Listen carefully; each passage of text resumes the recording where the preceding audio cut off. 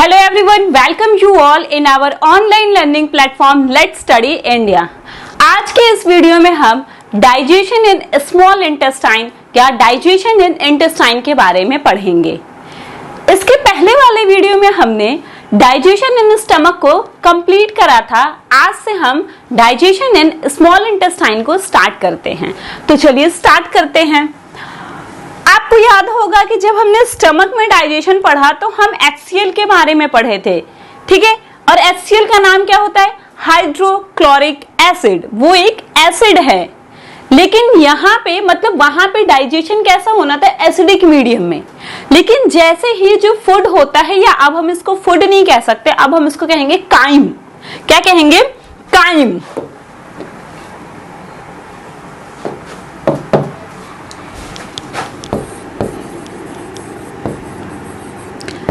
Now अब हम इसको फूड नहीं कहेंगे, अब हम इसको काइम कहेंगे। काइम का मतलब क्या होता है? एक लाइक पेस्ट बन जाना।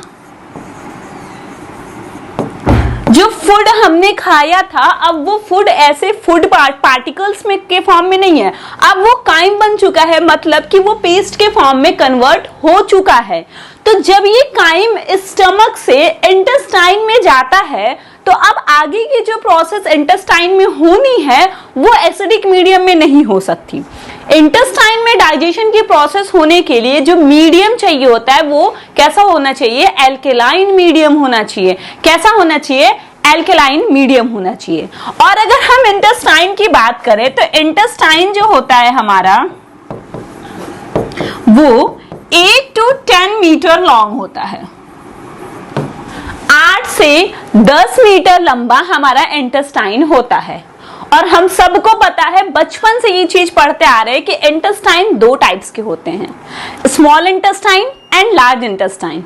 लेकिन जब हम साइज की बात करते हैं या हम देखेंगे तो हमें लगता है कि यार लार्ज इंटेस्टाइन तो छोटा सा है और स्मॉल इंटेस्टाइन बहुत लंबा है। जब हम उसके साइज की बात करते हैं, कंपैरिजन करेंगे तो स्मॉल इंटेस्टाइन ज्यादा लंबा है in comparison to large intestine. लेकिन स्टिल हम जो लंबा है उसी को स्मॉल इंटेस्टाइन क्यों कह रहे हैं? उसको हम स्मॉल इंटेस्टाइन इसलिए कहते हैं क्योंकि ये जो होता है ये डिपेंड लंबाई पे नहीं करता है, ये ल्यूमेन के डायमीटर पे डिपेंड करता है। तो जो लार्ज इंटेस्टाइन होता है, लार्ज इंटेस्टाइन जो होता है हमारा,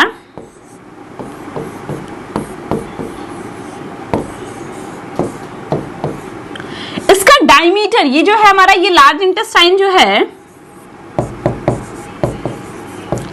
इसका डायमीटर ज्यादा होता है।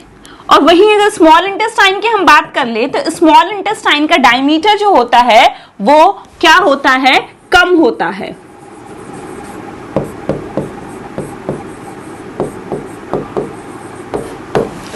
इसीलिए स्मॉल इंटेस्टाइन को स्मॉल बोलते हैं। क्यों? क्योंकि उसके डायमीटर, जो ल्यूमेन की डायमीटर होती है वो स्मॉल इंटेस्टाइन की कम होती है, छोटी होती है, कम होती है। इसके लिए हम इसको स्मॉल इंटेस्टाइन कहते हैं और इसको हम कहते हैं लार्ज इंटेस्टाइन, ठीक है। तो यहाँ पे इस इंटेस्टाइन में जो डाइजेशन होता है वो एल्कली मीडियम में, बेसिक मीडियम में होता है।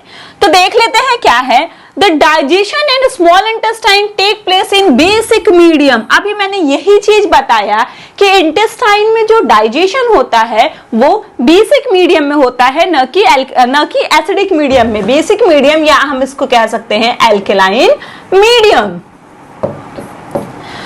और अगर हम ह्यूमन बीइंग के इंटेस्टाइन को नापने जाएं, मेजर करने जाएं, तो वो लगभग कितना होता है? 8 से 10 मीटर लंबा जो ह्यूमन का इंटेस्टाइन होता है।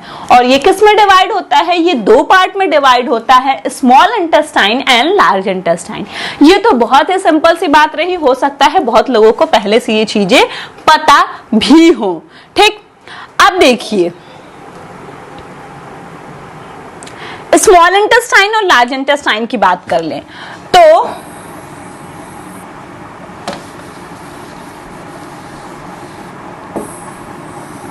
ये रहा इंटेस्टाइन वाला पार्ट। आप देख रहे हैं ये जो पार्ट है ये आपका लार्ज इंटेस्टाइन और इसके अंदर ये जो है वो स्मॉल इंटेस्टाइन। तो पहले हमने देखा कि इंटेस्टाइन था, इंटेस्टाइन के दो पार्ट्स थे, मतलब दो टाइप्स के इंटेस्टाइन हैं, एक स्मॉल एक लार्ज। अब फर्दर हम फिर देखेंगे कि स्मॉल इंटेस्टाइन में भी कई पार्ट हैं और लार्ज इंटेस्टाइन में भी 3 पार्ट है, 3 स्मॉल में और 3 लार्ज में, ठीक है। और स्मॉल इंटेस्टाइन की अगर हम बात करें तो ये लगभग 5.56 मीटर लॉन्ग होता है। हमने कहा 8 से 10 मीटर। अब मान लो कि अगर 8 मीटर टोटल लेंथ है तो उसमें से 5.56 तो किसका हो गया, ये स्मॉल इंटेस्टाइन का ही हो गया। तो 3 पॉइंट समथिंग बचा, 3 पॉइंट समथिंग नहीं 2 पॉइंट समथिंग बचा, वो किसका जाएगा, वो लार्ज इंटेस्टाइन का जाएगा। तो लंबा कौन हुआ, स्मॉल इंटेस्टाइन। तो ये क्या है, 5.56 मीटर लॉन्ग होता है और ये फर्दर 3 पार्ट्स में डिवाइड होते हैं, मतलब इसके 3 पार्ट्स होते हैं, duodenum, jejunum and ileum. Duodenum, jejunum and ileum. ये ओवरऑल बात की जा रही है कि 5.5 मीटर जो है ये पूरे स्मॉल इंटेस्टाइन की, इन तीनों को इंक्लूड करते हुए पूरे स्मॉल इंटेस्टाइन की लेंथ कितनी है, तो 5.56 मीटर है। लेकिन अगर इसमें हम स्पेसिफिक बात करने लगे तो डियोडेनम की लेंथ जो है वो 25 सेंटीमीटर होती है, जेजनम की 2.5 मीटर और इलियम की 3.5 मीटर। तो सबसे लंबा कौन है इसमें, सबसे लंबा हमारा इसमें इलियम है, फिर जेजनम है, फिर डियोडेनम है। ठीक, ये बात हो गई आपकी स्मॉल इंटेस्टाइन की। और आपको इस फिगर में दिख रहा होगा कि ये स्मॉल इंटेस्टाइन वाला पार्ट है और ये जो पार्ट है वो क्या है, वो लार्ज इंटेस्टाइन का है। अब हम बात करते हैं लार्ज इंटेस्टाइन की। लार्ज इंटेस्टाइन जो है वो लगभग 2.5 मीटर लंबा हुआ। कितना हुआ, 2.5 मीटर लंबा जो हो गया वो और ये भी फर्दर 3 पार्ट्स में डिफरेंशिएटेड है, सेकम, कोलन और रेक्टम। किसमें, सेकम, कोलन और रेक्टम। फिर वही बात आ गई जो मैंने कहा था कि भाई स्मॉल इंटेस्टाइन जो है वो लंबा है, फिर भी उसको स्मॉल कह रहे हैं, लार्ज वाला लंबा नहीं है, छोटा है, फिर भी उसको लार्ज कह रहे हैं। तो ये यही है, the small intestine is so called, उसको ऐसा इसलिए कहा जाता है क्योंकि it's lumen diameter is smaller than that of the large intestine. जो बात मैंने आपको पहले ही बताई कि इसके ल्यूमेन की जो डायमीटर होती है वो लार्ज इंटेस्टाइन से कम होता है, इसके लिए हम इसको स्मॉल इंटेस्टाइन कहते हैं और दूसरे वाले को लार्ज इंटेस्टाइन कहते हैं जो छोटा होता है। ठीक है, although it is longer in length than the large intestine. Length में भले लंबा है, लेकिन अगर हम ल्यूमेन के डायमीटर की बात करते हैं तो इसका ल्यूमेन का डायमीटर जो है वो इससे कम है, इसलिए इसको नहीं कहते हैं, इसलिए इसको कहते हैं कि ये स्मॉल इंटेस्टाइन है। ये तो बात हो गई थी कि इंटेस्टाइन की, कि इंटेस्टाइन के बारे में जनरल थोड़ी सी हमने चीजें जान ली। अब हम बात करेंगे process of digestion in small intestine. अब जो स्मॉल इंटेस्टाइन में डाइजेशन की प्रोसेस होनी है वो प्रोसेस क्या है, तो हमने आपको पहले ही बताया कि अगर डाइजेशन स्मॉल इंटेस्टाइन में होना है तो अब वो जो काइम है उसको कैसा मीडियम चाहिए, उसको बेसिक मीडियम चाहिए या एल्केलाइन मीडियम चाहिए स्मॉल इंटेस्टाइन में डाइजेशन करने के लिए। तो अब भी आप देखिए, स्टमक से जो फूड है ये किस में भेजा जा रहा है, स्मॉल इंटेस्टाइन में।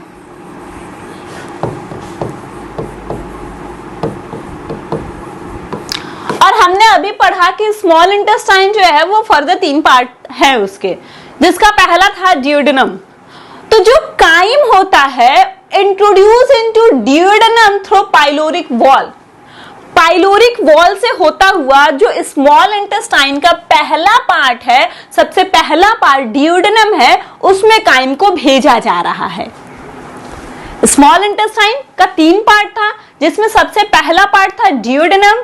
तो आप सोचो कि मान लो ये बॉटल है, ठीक है, ये बॉटल है, इस बॉटल को हम कहते हैं कि भाई इसका सबसे ऊपर का पार्ट क्या है, इसका सबसे ऊपर का पार्ट ये कैप है, इसका ये ढक्कन है। तो अगर हमें बॉटल में पानी भरना है तो ये पानी सबसे पहले हम इसमें पोर करेंगे ना, इसमें इंट्रोड्यूस करेंगे, यहीं से होता हुआ वो अंदर की तरफ इसकी बॉडी में जाएगा। तो उसी तरीके से मान लीजिए कि ये स्मॉल इंटेस्टाइन और ये इसका ड्यूडेनम है, तो जो फूड आ रहा है स्टमक से उसको ड्यूडेनम में ही सबसे पहले इंट्रोड्यूस किया जाएगा। किसके थ्रू? पाइलोरिक वॉल के थ्रू। किसके थ्रू? पाइलोरिक वॉल के थ्रू सबसे पहले ड्यूडेनम में ही फूड को इंट्रोड्यूस किया जा रहा है। ठीक, अब यहीं पे क्या होगा, बहुत से पैनक्रियाटिक और बाइल जूस जो हैं वो जो काइम का मीडियम एसिडिक था उसको बेसिक करेंगे। The high alkaline content of pancreatic and bile secretion, bile और pancreatic secretion में जो secretion होता है वो alkaline होता है। तो जो उसमें हाई एल्कलाइन कंटेंट होता है किसमें? पैनक्रियाटिक एंड बाइल सिक्रीशन में। ये क्या करेंगे, जो काइम के अंदर एसिड प्रेजेंट है जिसकी वजह से उसका नेचर एसिडिक है उसको न्यूट्रलाइज करेंगे। हमको पता है ना कि हम कब किसी चीज को कहते हैं कि ये एसिड है या बेस है, जब उसका नेचर वैसा हो। नेचर कैसा हो? जब उसमें एसिडिक चीजें प्रेजेंट होंगी, H+ आयन प्रेजेंट होगा। ठीक है, जब उसमें एसिडिक कंटेंट प्रेजेंट होगा तो हम कहेंगे यार ये बहुत एसिडिक है, इसका नेचर कैसा है? ये एसिडिक है। तो ये जो काइम है वो जब पेट से आ रहा है, पेट से इंटेस्टाइन में जा रहा है, तो उस टाइम पर उसका नेचर कैसा है? उसका नेचर एसिडिक वाला नेचर है। ठीक है, लेकिन जब इसको इंटेस्टाइन में भेजा जा रहा है कि भाई हमारे पेट का जितना काम था उसने कर लिया, अब उसको इंटेस्टाइन में जाना है, लेकिन अगर उस काइम का नेचर तो एसिडिक है, लेकिन वैसे काम नहीं चलने वाला, उसको अपना नेचर बदलना पड़ेगा। तो उसको नेचर बदलने में हेल्प कौन करता है? ये हमारे पैनक्रियाटिक और बाइल सिक्रीशन जो है, इनके पास क्या होता है? हाई एल्कलाइन कंटेंट होता है। और यही पैनक्रियाटिक और बाइल कंटेंट, बाइल सिक्रीशन जो है, ये क्या करते हैं, जो हमारा काइम है उसको न्यूट्रलाइज करते हैं, उसके एसिड को न्यूट्रलाइज करते हैं ताकि वो अब एसिडिक न रहे, उसका डाइजेशन यहाँ पे, एब्जॉर्प्शन जो भी होना है वो यहाँ पे हो सके। क्लियर है? चलिए, The shifting of pH is essential for the activity of enzyme of intestinal juice and pan। यार करना क्यों है? करना क्यों? कब से हम बात कर रहे हैं कि काइम हमारा एसिडिक नेचर का है, लेकिन ऐसे काम नहीं चल पाएगा, उसको बेसिक में कन्वर्ट होना पड़ेगा। तो वो कन्वर्ट करना क्यों है? वो कन्वर्ट इसलिए करना है क्योंकि जो हमारा एक्टिविटी है, जो इंटेस्टाइनल जूस जो होंगे, उनकी जितनी भी इंटेस्टाइनल जूस जो हैं, उनका जो एक्टिविटी है या पैनक्रियाटिक जूस है वो एसिडिक मीडियम में एक्टिविटी नहीं कर पाएंगे। जब वो कुछ कर ही नहीं पाएंगे उसके साथ, तो फायदा क्या है? डाइजेशन हो कहां पाएगा? इसीलिए बहुत जरूरी है कि हम उसके नेचर को एसिडिक से एल्कलाइन कर दें। समझ में आया है आप लोगों को? तो नहीं आया है तो भी कोई दिक्कत नहीं है यार। एक बात आपको याद रखनी है कि जो काइम होता है वो इंटेस्टाइन में कैसे जाता है? ड्यूडेनम की हेल्प से जाता है। चलो ये बात क्लियर हो गई। दूसरा क्या करना है, जो पैनक्रियाटिक और बाइल सिक्रीशन है उनके पास हाई एल्कलाइन कंटेंट होता है, इसके लिए वो क्या करते हैं, काइम का जो एसिडिक नेचर है उसको वो न्यूट्रलाइज कर देते हैं ताकि उसका एसिडिक नेचर खत्म हो जाए, उसमें बेसिक नेचर डेवलप हो जाए।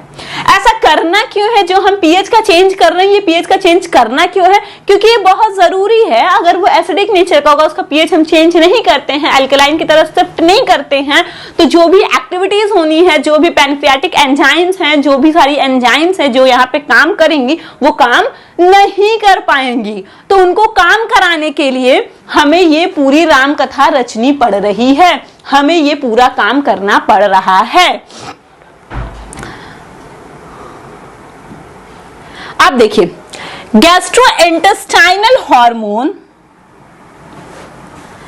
Gastrointestinal hormone and regulation of secretion of digestive juices. जो गैस्ट्रोइंटेस्टाइनल हार्मोन है और जो सिक्रेटिव जूसेस हैं उनका रेगुलेशन कैसे हो रहा है, कैसे वो HCl के नेचर को हटा रही हैं, ये सारी चीजें हम देखेंगे। इसमें बहुत से तरीके के एंजाइम्स आ जाएंगे, जैसे gastrin, secretin, B substance, GIT, तो बहुत से एंजाइम्स हैं, उन सबको हम एक एक करके डिटेल में पढ़ेंगे।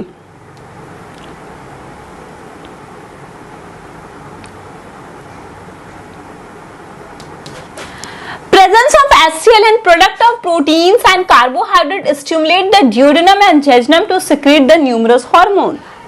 क्या हो रहा है? HCl प्रेजेंट है, duodenum से ही तो होके काइम आ रहा है, उसके पास HCl प्रेजेंट है, प्रोटीन के कुछ प्रोडक्ट्स हैं, कार्बोहाइड्रेट्स के कुछ प्रोडक्ट्स हैं, इन सब की वजह से ये सब क्या कर रहे हैं, ये स्टिमुलेट कर रहे हैं कि भाई तुम कई हार्मोन सिक्रीट करो, क्योंकि उनको पता है, जैसे हम क्या करते हैं, मान लो हमारे घर में कोई आ रहा है, हमको पता है कि यार उसका नेचर ऐसा नहीं कि वो हमारे घर में एडजस्ट कर पाए, तो हम कोशिश करते हैं, हम और एक्टिव हो जाते हैं ना कि हम उसका नेचर चेंज करा देंगे, हम उसको सिखा देंगे। जैसे कैसे होता है, एक शादी होके घर में जब नई बहू आने वाली होती है तो यार उसका नेचर ना ऐसा नहीं है कि वो हमारे परिवार में एडजस्ट कर सकती है, तो लोग तैयार रहते हैं कि ठीक है हम उसको सिखाएंगे यार, हम उसके नेचर को चेंज कर देंगे। तो वही काम यहाँ पे भी हो रहा है। फूड जो आ रहा है उसमें HCl का कंटेंट है, प्रोटीन के प्रोडक्ट्स, कार्बोहाइड्रेट्स के हैं, तो इन सब के प्रेजेंट होने की वजह से ड्यूडेनम चौकन्ना हो जा रहा है, यार अब सिक्रीशन करना पड़ेगा, अदरवाइज ये सब आ जाने, इन सब का काम अपने को नहीं है, अगर ये सब रहेंगे तो अपन काम नहीं कर पाएंगे। तो इसके लिए क्या होता है कि ये जो ड्यूडेनम है वो और जेजुनम जो है ये तैयार हो जाते हैं कई हार्मोन सिक्रीट करने के लिए। ये क्या करते हैं, हार्मोन्स का सिक्रीट करना स्टार्ट कर देते हैं। These hormones carried by blood to the pancreas, liver, gallbladder, intestine and stomach। और ये हार्मोन्स जो हैं, ऑब्वियस सी बात है, हार्मोन्स ब्लड के थ्रू ही सप्लाई होते हैं, ठीक है, ब्लड के साथ ही ट्रांसपोर्ट होते हैं। तो ये हार्मोन्स जो हैं वो carried out by blood to the वो pancreas, liver, gall bladder, intestine and stomach, ये हर जगह से ब्लड की सप्लाई से ये हार्मोन ट्रांसपोर्ट होते हैं। और अगर इन हार्मोन्स की हम बात कर ले कि ये जो हार्मोन्स हैं जो इतना बढ़िया काम कर रहे हैं, इतनी मेहनत कर रहे हैं, ये हार्मोन्स हैं कौन, तो इसमें the gastrointestinal hormones included the gastrin, secretin, cholecystokinin, GIP जिसको हम कहते हैं gastric inhibitory peptide, vasoactive, intestinal peptide, motilin, substance P, GRP, gastrin releasing peptide, ये सारे डिफरेंट हार्मोन्स हैं जिनको हम कहते हैं गैस्ट्रोइंटेस्टाइनल हार्मोन हैं जो अपना काम करेंगे। अब हम क्या करेंगे, एक एक करके सारे हार्मोन्स के फंक्शन को, सारे हार्मोन्स के बारे में थोड़ी सी डिटेल इंफॉर्मेशन लेंगे, ठीक। तो चलिए शुरुआत करते हैं किससे, गैस्ट्रीन से। किससे शुरुआत करेंगे, गैस्ट्रीन से। गैस्ट्रीन जो है वो रिलीज कहां से होता है, वो जी सेल से रिलीज होता है। जी से गैस्ट्रीन, जी से जी सेल। तो आपको याद रखना है कि अगर गैस्ट्रीन की बात आ रही है तो वो कहां से रिलीज होगा, वो रिलीज होगा आपका जी सेल से, ठीक है। अब ये तो पता चल गया कि जी सेल से रिलीज होगा। मैम किसका जी सेल है, तो जो हमारा स्टमक वॉल होता है, स्टमक वॉल की जी सेल से कौन रिलीज होता है, कौन सिक्रीट होता है, वो होता है गैस्ट्रीन। गैस्ट्रीन जो है वो हमारे स्टमक वॉल के जी सेल से सिक्रीट होता है। और इसका काम क्या होता है, इसका काम होता है पेरिस्टाल्टिक मूवमेंट कराना। पेरिस्टाल्टिक मूवमेंट बोले तो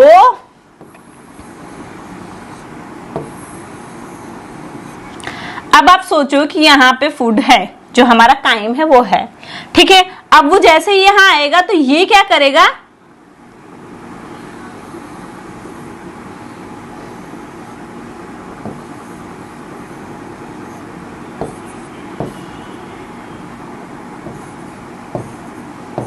देखो, तो ये यहाँ पे ऐसे कॉन्ट्रैक्ट हो जाएगा, तो ये क्या होगा, नीचे की तरफ शिफ्ट होगा और यहाँ पे देखिए फुल गया ना, फुल जाएगा।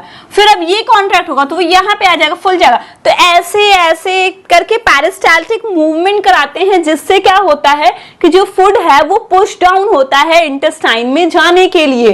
तो भाई स्टमक से जब इंटेस्टाइन में जाएगा तभी तो आगे की प्रोसेस होगी, तो उसको भेजना पड़ता है ना। तो उसको भेजने के लिए कौन रिस्पॉन्सिबल है, उसको भेजने के लिए यही गैस्ट्रिन रिस्पॉन्सिबल है। क्यों, क्योंकि ये स्टमक में, स्टमक वॉल में पेरिस्टाल्टिक मूवमेंट कराता है, और इसी पेरिस्टाल्टिक मूवमेंट की वजह से जो हमारा काइम है वो स्टमक से निकल करके इंटेस्टाइन में जा पाता है, इंटेस्टाइन में जाता है। उसके बाद बात आती है सिक्रेटिन की। किसकी आती है, सिक्रेटिन की। तो सिक्रेटिन इज व्हाट, ये एक पॉलीपेप्टाइड है जिसके पास लगभग 27 अमाइनो एसिड्स होती हैं। पॉलीपेप्टाइड मतलब जिसके पास ढेर सारे अमाइनो एसिड्स की एक जो चेन बन जाती है पेप्टाइड बॉन्ड से जुड़ करके, ढेर सारे पेप्टाइड्स जिसमें प्रेजेंट होते हैं उन्हीं को हम कहते हैं पॉलीपेप्टाइड। तो यहाँ पे ये एक पॉलीपेप्टाइड है सिक्रेटिन जिसमें 27 अमाइनो एसिड्स प्रेजेंट हैं। 27 अमाइनो एसिड्स इसमें प्रेजेंट हैं और इनके अगर हम मॉलिक्यूलर वेट की बात कर लेंगे तो 3400 किलो डाल्टन का इनका मॉलिक्यूलर वेट होता है। सिक्रेटिन एक पॉलीपेप्टाइड है जिसमें 27 अमाइनो एसिड्स प्रेजेंट हैं। 27 अमाइनो एसिड्स प्रेजेंट हैं तो इनके वेट की बात कर ले तो 3400 या 3400 किलो डाल्टन का इनका मॉलिक्यूलर वेट होता है। It's secreted by delta cell of mucosa of duodenum and jejunum. Duodenum और jejunum जो है उसके डेल्टा सेल से ये सिक्रीट किया जाता है। Secreted by delta cell of mucosa of duodenum and jejunum. Jejunum और duodenum का जो mucosa उसका डेल्टा सेल से किसका सिक्रीशन होता है? सिक्रेटिन का सिक्रीशन होता है। और ये सिक्रेटिन क्या करता है? Production of thin watery pancreatic juice. ये क्या करता है? एक थिन वाटरी पैनक्रियाटिक जूस का प्रोडक्शन कराता है। मतलब बहुत पतला होगा, बहुत ज्यादा विस्कस नहीं होगा। थिन वाटरी कहने का मतलब पानी की तरह बहुत पतला सा एक जूस सिक्रीट होगा, जिस जूस को हम कहेंगे पैनक्रियाटिक जूस। और ये क्या करता है? सिक्रेटिन है तो सिक्रीट कराता है। क्या सिक्रीट कराता है? पैनक्रियाटिक जूस को सिक्रीट कराता है। वो पैनक्रियाटिक जूस कैसा है? वो थिन और वाटरी है। और अगर आप सिर्फ इसके पर्सनल की बात कर ले तो ये एक पॉलीपेप्टाइड है जो किससे बना है? 27 अमाइनो एसिड से मिलकर के बना है। 3400 किलो इसका डाल्टन वेट है। ये कहानी है सिक्रेटिन की। कहां से सिक्रीट होता है? तो delta cell of mucosa of duodenum and jejunum. ये इतनी छोटी सी कहानी सिक्रेटिन भाई साहब की है। तो हमने गैस्ट्रीन की भी कहानी देख ली, सिक्रेटिन की भी कहानी देख ली। चलिए अब आगे बढ़ते हैं। कॉलीसाइटोकाइनिन। कॉलीसाइटोकाइनिन को हम एक और नाम देते हैं और इसका नाम होता है पैनक्रियोजाइमिन। पैनक्रियोजाइमिन। कॉलीसाइटोकाइनिन को एक और नाम देते हैं पैनक्रियोजाइमिन। ये क्या करता है? It contract the gall bladder. Gall bladder जो होता है उसको कॉन्ट्रैक्ट कराता है and also responsible for secretion of pancreatic juice rich enzyme. Pancreatic juice rich enzymes को भी सिक्रीट कराता है और गॉल ब्लैडर के कॉन्ट्रैक्शन में भी कौन हेल्प कर रहा है? तो यही भाई साहब कर रहे हैं। ये भी एक पॉलीपेप्टाइड है जो क्या कर रहा है? 33 अमाइनो एसिड्स को लिया हुआ है।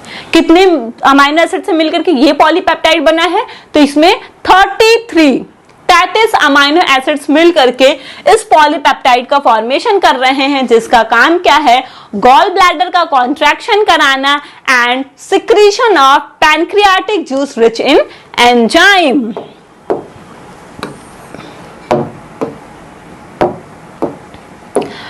Now the next one is GIP, gastroinhibitory peptide. GIP, gastroinhibitory peptide। ये क्या करता है भैया? ये 43 अमाइनो एसिड से मिलकर के बने हैं। कितने से मिलकर के बने हैं? 43 अमाइनो। 27 से था, फिर 33 से था, फिर 10 और बढ़ गया, 43 हो गया। अब क्या है ये? It contains 43 amino acids. तो ये भी कह सकते हैं कि भाई ये भी पॉलीपेप्टाइड होंगे। जब 43 अमाइनो एसिड्स प्रेजेंट है तो ऑब्वियस सी बात है ये भी क्या होंगे? पॉलीपेप्टाइड होंगे। लेकिन ये सिक्रीट कहां से होते हैं? ये के cell of duodenum and jejunum. इसके पहले वाला जो था वो डेल्टा सेल से हो रहा था, ये डियोडेनम एंड जेजुनम से ही हो रहा है, लेकिन उसके के सेल से हो रहा है। किससे हो रहा है? K cell of duodenum and jejunum. It inhibit the secretion of gastric gland. जो हमारा गैस्ट्रिक ग्लैंड है उसके सिक्रीशन को ये इनहिबिट करता है। क्या करता है? गैस्ट्रिक ग्लैंड के सिक्रीशन को इनहिबिट करता है, इसीलिए इसका नाम है गैस्ट्रो इनहिबिटरी पेप्टाइड। क्यों? क्योंकि गैस्ट्रिक ग्लैंड के सिक्रीशन को ये इनहिबिट कर रहा है, रोक रहा है। That's why it is called as gastro inhibitory peptide.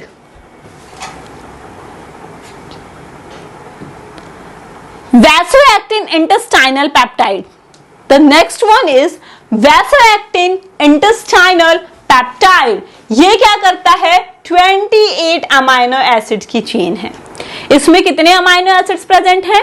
तो इसमें 28 अमाइनो एसिड्स प्रेजेंट है और इसका काम है stimulate intestinal secretion of electrolyte and water. Electrolyte and water मतलब जो इंटेस्टाइनल सिक्रीशन होता है इलेक्ट्रोलाइट और वाटर का, उसको करता है। और ये भी क्या करता है? Inhibit the gastric secretion. Gastric secretion को ये इनहिबिट करने का काम करता है। Now the next one is मोटालिन।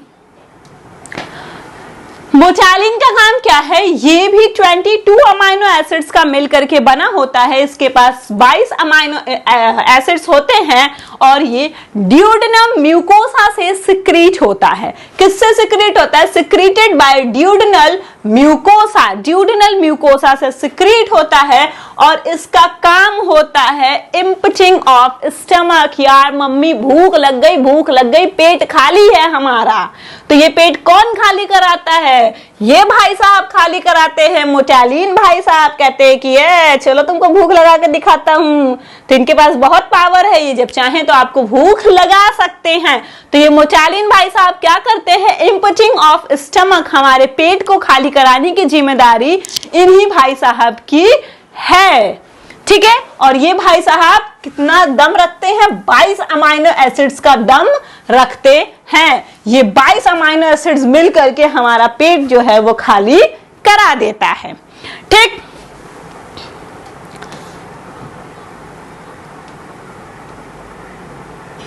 Now the next one is substance P. P substance के बारे में पढ़ेंगे। छोटा सा है, छोटू सा है, 11 अमाइनो एसिड्स का ही बनके मिलकर के बना होता है। और ये क्या करता है? स्मॉल इंटेस्टाइन की मोटालिटी को बढ़ा देता है। It increases the motility of small intestine. बस इतनी सी ही छोटी सी कहानी इनकी है। फिर gastric releasing peptide, gastric release करने वाली पेप्टाइड जो है, गैस्ट्रिक रिलीजिंग पेप्टाइड जो है, ये कितने से मिलकर बनी है? ये भी 27 अमाइनो एसिड से मिलकर के बनी है और ये गैस्ट्रिन सिक्रीशन को इंक्रीज करता है, न कि इनहिबिट करता है, न कि रोकता है, बल्कि बढ़ाता है। गैस्ट्रिन सिक्रीशन को ये बढ़ा देता है। फिर लास्ट आता है सोमैटोस्टैनिन। सोमैटोस्टैनिन जो है ये क्या है? ये इनहिबिट द सिक्रीशन ऑफ, ये कई चीजों के सिक्रीशंस को इनहिबिट करता है। किसके किसके?